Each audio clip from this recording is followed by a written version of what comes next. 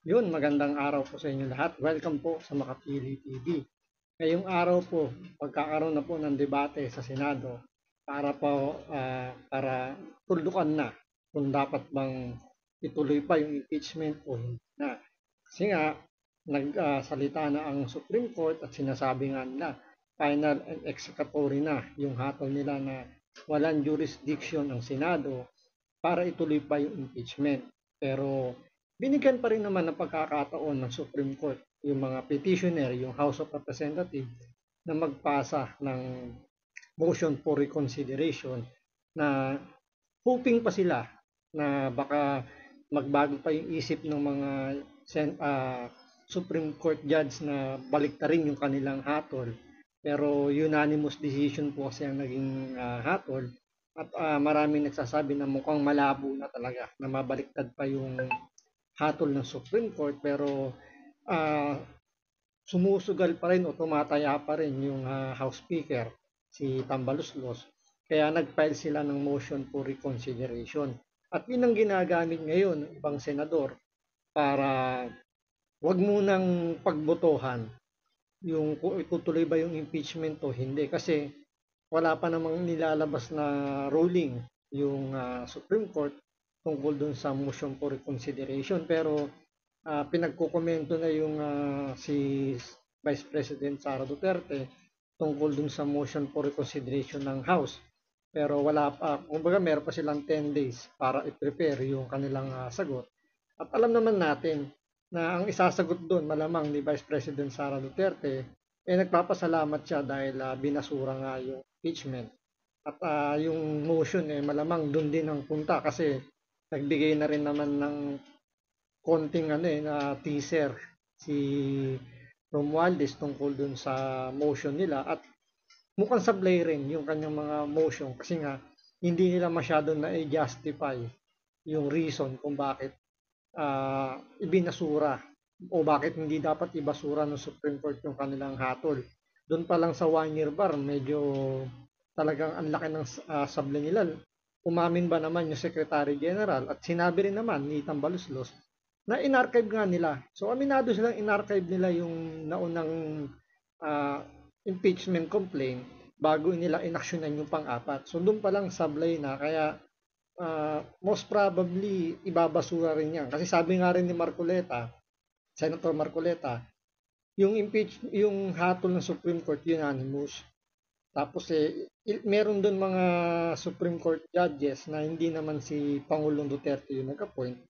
Kaya medyo mahirap na baka kahit nga lang daw isa yung bumaliktad doon mukhang malabong mangyari. Siyempre dahil once na yung Supreme Court naglabas na ng hatol, final na yun. Hindi niya na pwedeng bawiin yung kasi nga tatamaan yung integridad ng Supreme Court. Pero to, pag panoorin na lang muna natin itong mangyayaring debate sa Senado kung matutuloy pa ba yung impeachment o hindi na. So ito panoorin natin. Ngayong araw nakatakdang pag-usapan ng Senado ang susunod na hakbang sa impeachment case ni Vice President Sara Duterte. Ang mga senador handa na raw sa mainit na talakayan mamaya. Narito ang express report ni Mean Los Baños.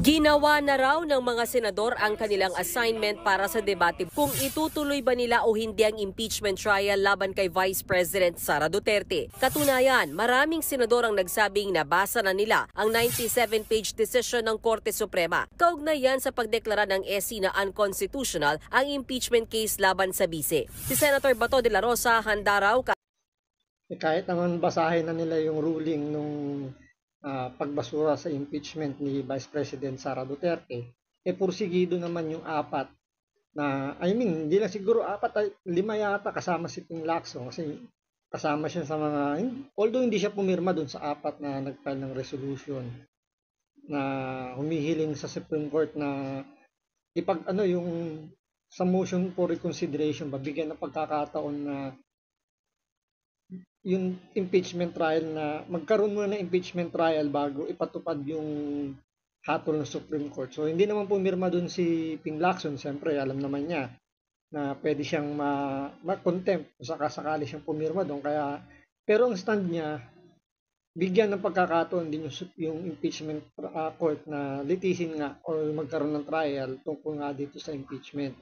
Pero dun sa apat na yon o yung lima, kahit naman nabasa nila yung resolution ng Supreme Court, eh wala na sa kanila yun, baliwala na yun. Kasi nga, buo na yung, ano nila, yung paninindigan nila na kailangan magkaroon ng impeachment. So, andun pa rin yung pagnanais nila na baliwalain yung Supreme Court decision kahit na mag-file pa sila ng resolution. Ang ending naman talaga nun, ayaw nilang sundin yung hatol ng Supreme Court. Kaya gawin man nila yung assignment nila na basahin yung napakaraming pages ng ruling na yon, eh ano yan, hindi na magmamatter sa kanila kasi ang magiging focus nila dyan, paano nila itatawid yung kanilang debate na maituloy yung impeachment na wag mo nang pagbutuhan yan. Araw kahit uminit at humaba pa ang debate. Binasa ko yung Supreme Court ruling twice. Ilang pages yun? 27, sir. 27, kaso hindi ko lang ma-memorize dahil tanda na ako eh. Ready na ako.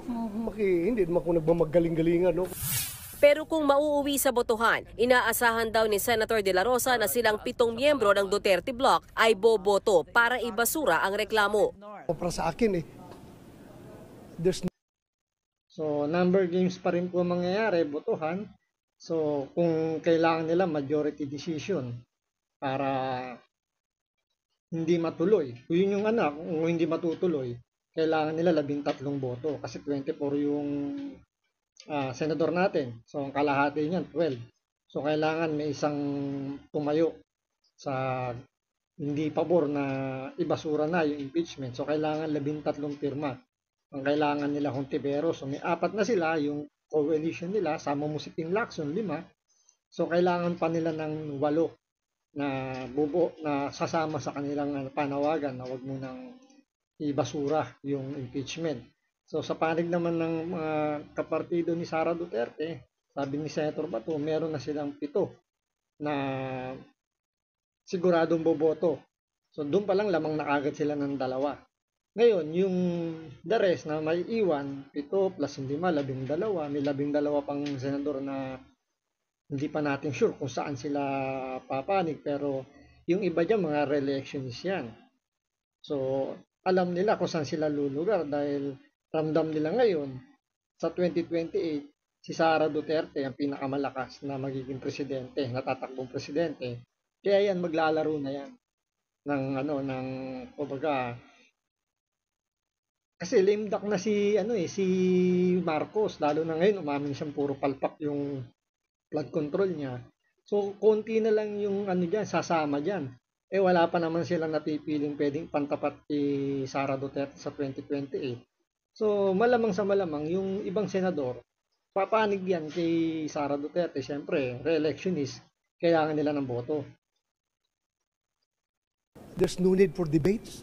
Bakit pagdebatihan yan? Nagsalita ng Supreme Court eh. Ha? Nagdesisyon ng Supreme Court, bakit magdebate pa tayo?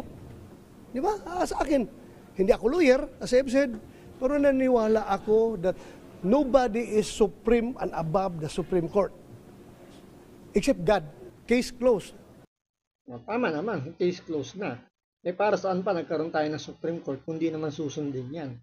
So, di ba, kahit nga sa regular trial, di ba, kapag umabot na ng Supreme Court yan, kung ano yung naging hatol nila, wala tayong magagawa doon. Respetuhin mo na lang yung hatol nila. Pabor man o hindi pabor sa'yo yung naging hatol nila. So, same thing din naman dito sa impeachment. Dapat respetuhin na lang. Meron pa naman silang 2026, pwede silang mag-file uli ng impeachment. Kailangan lang ayusin nila yung kanilang pagsasampa. Huwag naman yung ginawa nila nung nakaraan. Minadali na nga, lugaw pa, sabaw pa yung ginawa nila. Walang kasustansya. Kaya nadali sila ng technicality.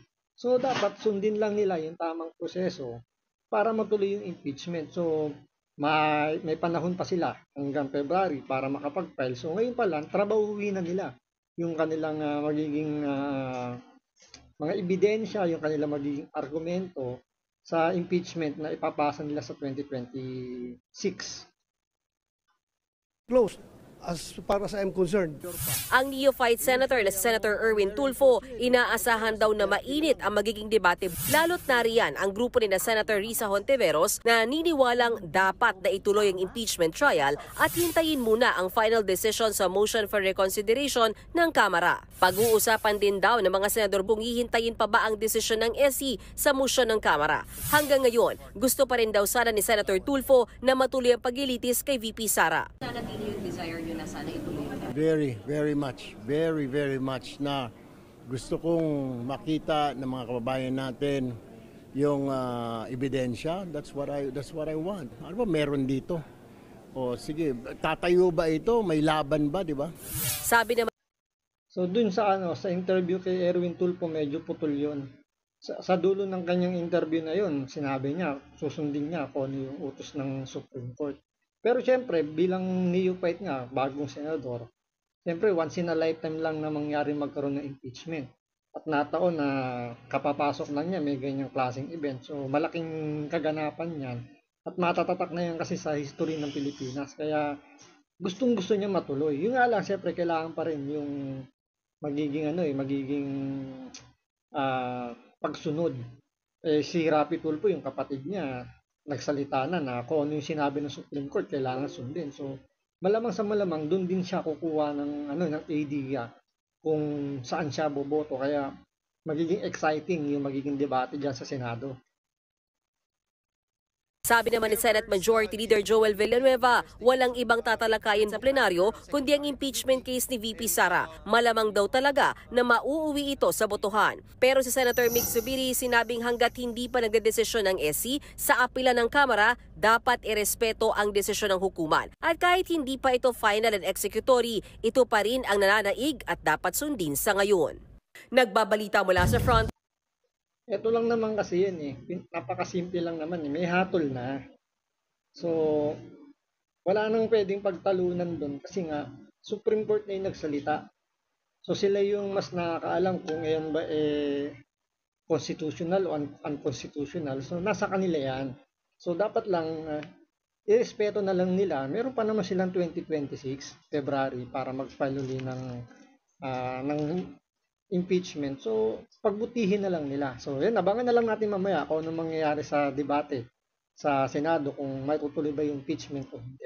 So, abangan natin. Maraming salamat sa panonood. Ingat po kayo lagi. God bless.